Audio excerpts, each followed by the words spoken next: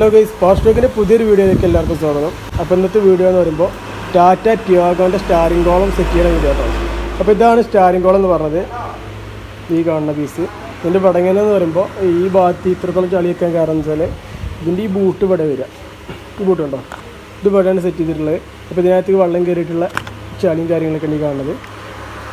ഇതിൻ്റെ പോയിട്ടുള്ളത് എന്ന് പറഞ്ഞാൽ, ഇതിൻ്റെ കംപ്ലയിൻറ്റ് പറഞ്ഞാൽ ഒന്ന് ഈ ബോൾ ജോയിൻറ്റ് ഇതെല്ലാം അടിയുണ്ട്. പിന്നുള്ളത് ഇത് പോകാൻ തുടങ്ങണുള്ളൂ ഈ ഒരു ഭാഗം.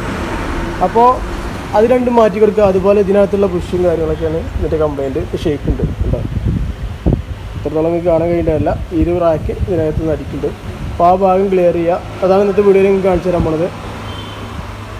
സ്റ്റാരിംഗ് കോളത്തിന് ഇവിടെയുള്ള ബോൾ ജോയിൻ്റ് വെച്ചിട്ടുണ്ട്. അതുപോലെ ഇതിൻ്റെ പിനിയൻ്റെ അവിടുത്തെ ഈ ഒരു ഞെട്ട്, അതുപോലെ ഡാമ്പറിൻ്റെ കപ്പ് ഞെട്ട് കണ്ടോ.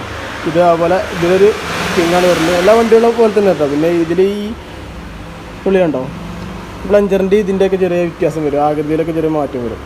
അതുപോലെ ഇതിൻ്റെ ഈ ബോൾ ജോയിൻറ്റ് മാറ്റി കൊടുക്കണം. നമ്മൾ സ്റ്റാരിംഗ് കോളിൽ പണിയെടുക്കുന്ന ടൈമിൽ ഒരു ബോൾ ജോയിൻറ്റ് ചെറുതായിട്ട് പോവാറായിക്കണമെന്നുണ്ടെങ്കിൽ ആ ഭാഗം കൂടെ മാറ്റി കൊടുക്കുക.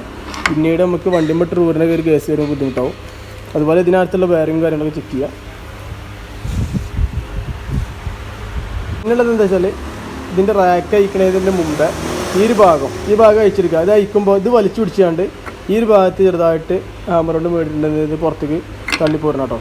അപ്പോൾ ഇതാണ് ഇതിൻ്റെ ഈ ഒരു ഭാഗം ബെയറിങ് കാര്യങ്ങളൊക്കെ ആയിട്ട് പതിരിക്കട്ടെ. ഈ ബാക്കിയുള്ള ഇതാണ് റാക്ക് വരുന്നത്. റാക്ക് സാധാ വണ്ടിയുള്ള എല്ലാ വണ്ടികളെ പോലെ തന്നെയാണ്. പക്ഷേ ഇവിടെ കണ്ട ഗ്രീസും കാര്യങ്ങളൊക്കെ ഒറ്റ അലമ്പായിട്ടുണ്ട്. ആ ഭാഗങ്ങളൊക്കെ മാറ്റി ക്ലിയർ ചെയ്യണം നമ്മൾ.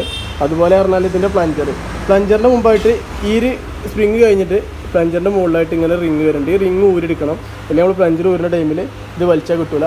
പിന്നെ പ്ലഞ്ചർ ഊരെടുക്കുക പറഞ്ഞാൽ ഇത് സർക്കിളിപ്പോൾ നമ്മളിങ്ങനെ ഇട്ടുകൊണ്ട് ഇങ്ങനെ അമർത്തിയിട്ട് ജസ്റ്റ് ഇങ്ങനെ റൊട്ടേറ്റ് ചെയ്തിട്ടുണ്ടെങ്കിൽ ഇങ്ങനെ പോരും കേട്ടോ. നമുക്ക് ഊരെടുക്കുക. പിന്നെ അതല്ല ഇങ്ങനെ നമുക്ക് സർക്കിൾ കൊണ്ട് കിട്ടില്ല എന്നുണ്ടെങ്കിൽ ഇതിൽ കൂടെ വിരലിട്ട് ജസ്റ്റ് തിക്കി കൊടുത്താലും അത്യാവശ്യം കുഴപ്പമില്ലാതെ കിട്ടും. പിന്നെ അതൊക്കെയാണ് ഇതിനെ പറ്റി പറയാനുള്ളത്. അപ്പോൾ ഇതാണ് ഇതിൻ്റെ കേസ് വരുന്നത്, ഈ ഒരു ഭാഗം. ഒന്ന് പറയാൻ വിട്ട കേസ് വരുന്നത് റാക്ക് പുഷ് അയച്ചിട്ടില്ല കേട്ടോ. അപ്പോൾ ഈ ഒരു ഭാഗമാണ് നമ്മൾ റാക്ക് പുഷ് വരുന്ന ഏരിയ. ഇതിൻ്റെ ഈ ഭാഗത്തൊരു വീതി കൂടിയൊരു ഏരിയ കേട്ടോ പറയാൻ അങ്ങനെ. അപ്പോൾ ഇതിന് സെൻട്രലായിട്ടൊരു ഗ്രൂവ് വരുന്നുണ്ട്. ഇതിൻ്റെ സെൻട്രലായിട്ട് ആ ഗ്രൂവിലേക്ക് നമ്മൾ ഇവിടുന്ന് റാക്ക് പുഷ് ഇറക്കി വെക്കുക. അപ്പോൾ ഇതാണ് റാക്ക് പുഷ്. റാക്ക് പുഷ് മറ്റേ വണ്ടികളെ പോലെ കേട്ടോ. ഒരു അടുത്ത 100 കാറ്റഗറി വണ്ടികൾ വരുമ്പോൾ ഇങ്ങനെയാണ് വരിക, ഈ ടൈപ്പ്.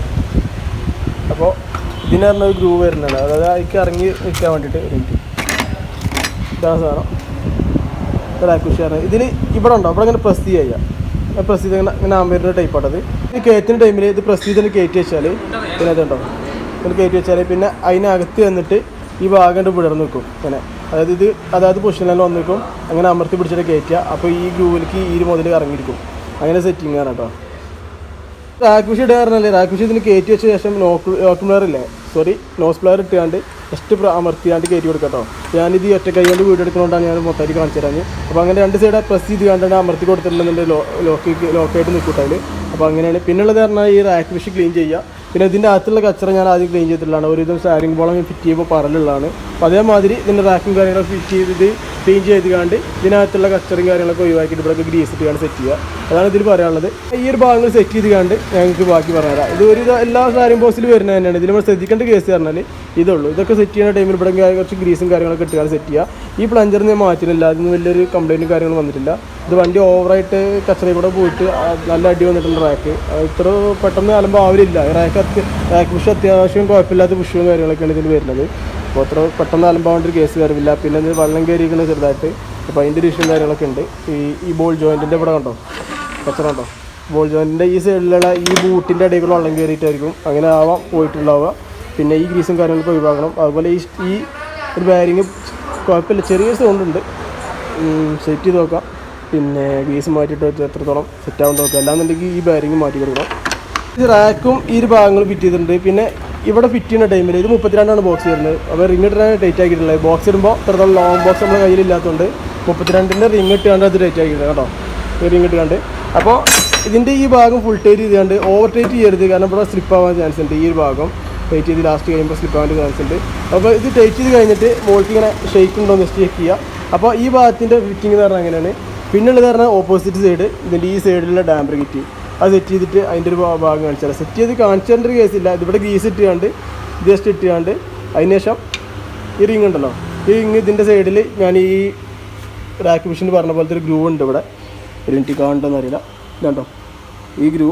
അപ്പോൾ ഈ ഗ്രൂവിൽ ഇത് ഇറക്കി വെച്ചിട്ട് ഇതിൻ്റെ സ്പ്രിങ് ഇട്ടുകൊണ്ട് ഇത് ടൈറ്റ് ചെയ്യാം. അപ്പോൾ ഈ ടൈറ്റ് ചെയ്യുന്ന ടൈമിൽ ഫുള്ളായിട്ട് ടൈറ്റ് ചെയ്തുകൊണ്ട് കുറച്ച് ലൂസായി കൊടുക്കുക. എന്നിട്ട് ഇത് തിരിച്ചു നോക്കിയിട്ട് വർക്ക് ചെയ്യണം. ഇതുണ്ടോ അപ്പോൾ ഫ്രീ ആയിട്ട് വർക്ക് ചെയ്യുന്നുണ്ട്. അപ്പോൾ ഈ ഒരു വർക്കിംഗ് അതിൽ കിട്ടുന്നുണ്ടോ നോക്കുക.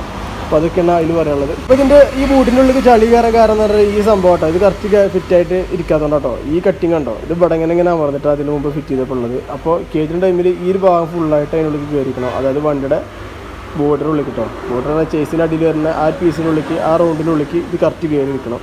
അല്ലാന്നുണ്ടെങ്കിൽ ഇങ്ങനെയുള്ള പ്രശ്നങ്ങൾ വരും. നമുക്ക് ആ ബോൾട്ട് വരാനുള്ള ഒരു ബുദ്ധിമുട്ട് വരും. അവിടെ ഈ ഇപ്പോൾ കൂടെ വെള്ളം ഉള്ളിലോട്ട് ഇറങ്ങാനുള്ള ചാൻസും കാര്യങ്ങളൊക്കെ ഉണ്ട്. ഇപ്പോൾ സ്റ്റാരിങ് കോളത്തിന് കംപ്ലൈൻ്റ് ആണ്. അപ്പോൾ ഈ ഒരു ഭാഗം കറക്റ്റ് ഫിറ്റായിട്ട് ഉള്ളിൽ കയറിക്കണോ ഇല്ലെന്ന് ചെക്ക് ചെയ്യണം ഫിറ്റിംഗ് ടൈമിൽ. ബോൾ ജോയിൻറ്റ് രണ്ട് സൈഡും മാറ്റിയിട്ടുണ്ടാണോ ഈ ഒരു ഭാഗം, അതുപോലെ ഈ സൈഡ്. ബാക്കിയുള്ള ഇനി ബൂട്ടിടുന്നത് പറഞ്ഞാൽ ഇതിന് മുമ്പത്തെ വീഡിയോയിലൊക്കെ ഞാൻ കാണിച്ചെന്ന പോലെ തന്നെ ഒരു ഇതെല്ലാ സ്റ്റാരിങ് കോളത്തിലൊക്കെ സെയിം തന്നെയാണ്. അപ്പോൾ ഇതിൻ്റെ ഏത് സൈഡ് വെച്ചാൽ ഇതിന് വെൽപ്പ് വ്യത്യാസം ഉണ്ടാവില്ല വണ്ടി കിട്ടോ. ആ സൈഡ് വേറെ ഈ സൈഡ് വേറെ, ഇതിൻ്റെ ഈ ഒരു എണ്ണത്തിൽ വ്യത്യാസം ഉണ്ടാവും. അപ്പോൾ അത് ചെക്ക് ചെയ്ത് കണ്ട് ഏതാണെന്ന് വെച്ച് കണ്ട് സെറ്റ് ചെയ്യുക. അപ്പോൾ അതൊക്കെയാണ് ഈ ഒരു ഭാഗത്ത് പറയാനുള്ളത്. ഇത്ര സ്റ്റാരിങ് കൊടുക്കുന്ന ഭാഗം എന്ന് പറഞ്ഞാൽ കേട്ടോ. അപ്പോൾ ഇതിൽ ഈ 2 ബോൾട്ട് കണ്ടോ, 2 ബോൾട്ട് അതുപോലെ ഇതിനകത്ത് വരും. ഇത്രത്തോളം കാണേണ്ട ഒരു മിനിറ്റ്, ആ കാണുന്ന 2 ബോൾട്ട്, പിന്നെ സെൻറ്റർ ഇതിൽ കയറിക്കും ഈ ഹോളിൽ. സ്റ്റാരിങ് കോളത്തിൻ്റെ 4 ബോൾട്ട് വരുന്നത്. ഇതിലൊരു ബോൾട്ടുമ്മേ ഇതുപോലത്തെ ക്ലാമ്പ് ഉണ്ടാവും. ഈ ക്ലാമ്പുള്ള ബോൾട്ട് ലെഫ്റ്റ് സൈഡ് താഴത്തായിട്ടാണ് വരുന്നത്. അപ്പോൾ ശ്രദ്ധിച്ചിട്ട് ഏത് സൈഡിലാണ് കറക്റ്റ് നോക്കിയിട്ട് സെറ്റ് ചെയ്യുക. അപ്പോൾ സ്റ്റാരിങ് കോളം അവിടെ ഫിറ്റ് ചെയ്തു. പിന്നെ ഉള്ളത് പറഞ്ഞാൽ ഇതിനകത്ത് റാഡ് കൊടുക്കണമെന്നുണ്ടെങ്കിൽ ആ എൻഡിനുണ്ടോ അവിടെയാണ് വന്നിടക്കുള്ളത്. അപ്പോൾ ഈ റാഡ് അതിൽ പോയി കണക്ട് ചെയ്യണം. അപ്പോൾ ഇതാണ് അകത്ത് വരുന്ന ബോൾട്ട് വരുന്നത്, ഫ്ലവർ ബോൾട്ടാണ് വരുന്നത്. പിന്നുള്ളത് പറഞ്ഞാൽ സ്റ്റാരിങ് അയക്കുന്ന ടൈമിൽ നമ്മൾ ബാറ്ററി ടെർമിനലും കാര്യങ്ങളൊക്കെ ഊരിടുക, അങ്ങനത്തെ കാര്യങ്ങൾ ശ്രദ്ധിക്കുക. ഒരു വണ്ടിയുള്ള എല്ലാ സ്റ്റാരിങ് കോളും ഇലക്ട്രിക്കലായിട്ടുള്ള വരുന്നത് മൊത്തം അങ്ങനെ ചെയ്യണം, അതാവും നല്ലത്. ബാക്കി കാലിബ്രേഷൻ്റെ പ്രശ്നം കാര്യങ്ങളൊക്കെ വരാം. ടിയാഗോൻ്റെ സ്റ്റാരിങ് ബോക്സിനെ കുറിച്ച് പറയാനുള്ളത്. അപ്പോൾ വീഡിയോ ഇഷ്ടമായി സപ്പോർട്ട് ചെയ്യുക, ലൈക്ക് അടിക്കുക. എന്തെങ്കിലും ഡൗട്ട് ഉണ്ടെന്നുണ്ടെങ്കിൽ കമൻറ്റ് ചെയ്യുക, ഞാൻ റിപ്ലൈ ചെയ്യണതാണ്. ആ പുതിയ നല്ലൊരു വീഡിയോ കാണുമ്പോഴേക്കും ഗുഡ് ബൈ.